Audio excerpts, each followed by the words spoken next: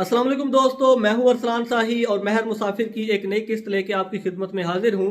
दोस्तों, एक भाई का कमेंट आया था कि इटालियन जोर पर स्वीडन में कैसे मूव हो सकते हैं, इस बारे में थोड़ा सा बताएं। तो मैंने सोचा कि क्यों ना एक वीडियो बना के तो डिटेल में दोस्तों को समझा दूं कि इटालियन जोर पे आप कैसे स्वीडन में मूव हो सकते हैं। तो दोस्तों, अगर तो आपके पास इटली की पीआर है, जिसे कि इटालियन में मेरे ख्याल में सेम्प्रेस जोर भी कहा जाता है, या उसके अलावा अगर आपके पास स्पेन की पीआर है, पुर्तगाल या किसी भी ईयू कंट्री की, यूरोपीय यूनियन के किसी भी मुल्क की आपके पास पीआर है, तो आप डायरेक्ट स्वीडन में मूव होकर काम स्टार्ट कर सकते हैं। लेकिन काम स्टार्ट करने से पहले आपको चाहिए एक कॉन्ट्रैक्ट। तो दोस्तों, अगर तो आपके पास इटली की पीआर है, जिसे कि इटालियन में सेम्प्रेस जोर भी मेरे ख्याल में कहा जाता है, या उसके अलावा अगर आपके पास स्पेन की पीआर है, पुर्तगाल की पीआर है, हत्ता कि किसी भी ईयू कंट्री की पीआर है अगर आपके पास, तो आप स्वीडन में मूव होकर डायरेक्ट काम स्टार्ट कर सकते हैं। लेकिन काम स्टार्ट करने से पहले आपको चाहिए एक वर्क कॉन्ट्रैक्ट। अपने एम्प्लॉयर से आपने वर्क कॉन्ट्रैक्ट लेना है और यहां पर टैक्स ऑफिस में रजिस्टर होना है। टैक्स ऑफिस में जब आप रजिस्टर होते हैं तो वो आपको एक टैक्स नंबर इशू करते हैं, जिसे कि यहाँ पर पर्सन नंबर कहा जाता है, सोशल सिक्योरिटी नंबर भी कहा जाता है। जब आपका सोशल सिक्योरिटी नंबर आ जाता है तो उसके बाद आप डायरेक्ट काम स्टार्ट कर सकते हैं और साथ ही अपने डॉक्यूमेंट्स जो हैं वो भी अप्लाई कर सकते हैं। मतलब आपको अपना कार्ड आने तक वेट नहीं करना पड़ेगा, आप कार्ड आने से पहले ही यहां पर काम स्टार्ट कर सकते हैं। लेकिन जैसा कि मैंने अर्ज की कि आपको एक वर्क कॉन्ट्रैक्ट चाहिए। अब कॉन्ट्रैक्ट कैसे मिलता है?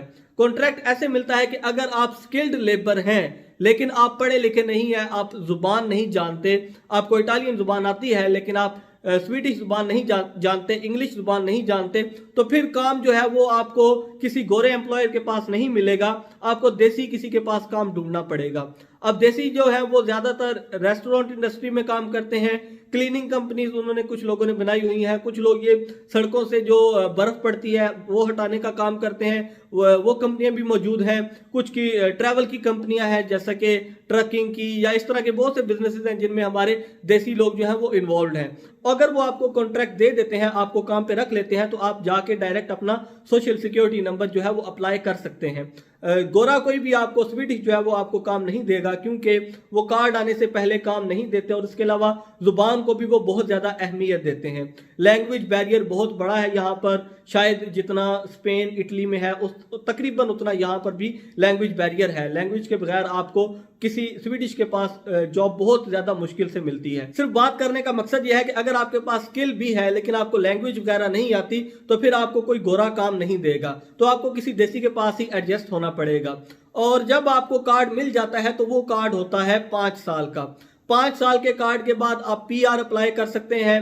पीआर 1 साल काउंट होती है और उसके बाद आप डायरेक्ट जो है वो पासपोर्ट के लिए अप्लाई कर सकते हैं पीआर आने के बाद। स्वीडन की एक अच्छी बात यह है कि यहाँ पर एप्लीकेशन का जो टाइम है वो भी काउंट होता है। मिसाल के तौर पर आपने पीआर अप्लाई की, अब पीआर 2-3 महीनों में आ जानी चाहिए नॉर्मली, और उसके बाद आपकी पीआर जो है वो मजीद 8 महीने 7 महीने चलेगी और आपका 1 साल पूरा हो जाएगा। लेकिन अगर आपकी पीआर फॉर एग्जांपल 20 महीने बाद आती है, तो आपका जो पीआर का 1 साल था वो उसमें चला गया, 8 महीने ऊपर भी हो गए, तो उसके बाद का जो 1 साल था वो काउंट हो जाएगा पासपोर्ट में। तो फिर आप डायरेक्ट जो आपके अगले 4 महीने होंगे उसके बाद आप पासपोर्ट अप्लाई करने के लिए एलिजिबल हो जाएंगे। तो ये एक अच्छी बात है स्वीडन की, और ईयू कंट्रीज में मैंने ये बात कम ही देखी है। स्वीडन की ये अच्छी बात है कि एप्लीकेशन का टाइम भी उसमें काउंट करते हैं। अगर आपके पास सेम्प्रेस जोर नहीं है, टेम्परेरी रेजिडेंसी है, 2 साल वाला जो कार्ड होता है, अगर आपके पास वो है, तो फिर आप ऐसे मूव होके काम स्टार्ट नहीं कर सकते। फिर आपको कोई एम्प्लॉय ढूंढना पड़ेगा, वो फिर आपको वर्क परमिट ऑफर करेगा, और वर्क परमिट जब तक आपका माइग्रेशन एजेंसी से लगता नहीं है, आप तब तक यहां पर काम स्टार्ट नहीं कर सकते।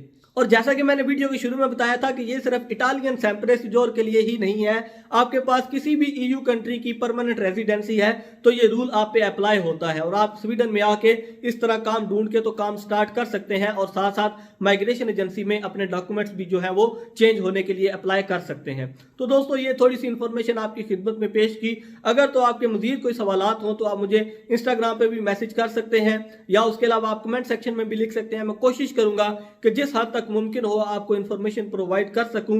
अगर मुझे वो बात पता है तो मैं खुद से बता दूं, अगर मैं किसी के थ्रू किसी से पूछ के आपको बता सकता हूं तो वो भी मैं कोशिश करूंगा कि वो भी मैं पूछ के आपको बात बता दूं। तो इंशाल्लाह अगली वीडियो में आपके साथ दोबारा मुलाकात होगी। चैनल को सब्सक्राइब करना ना भूलिएगा।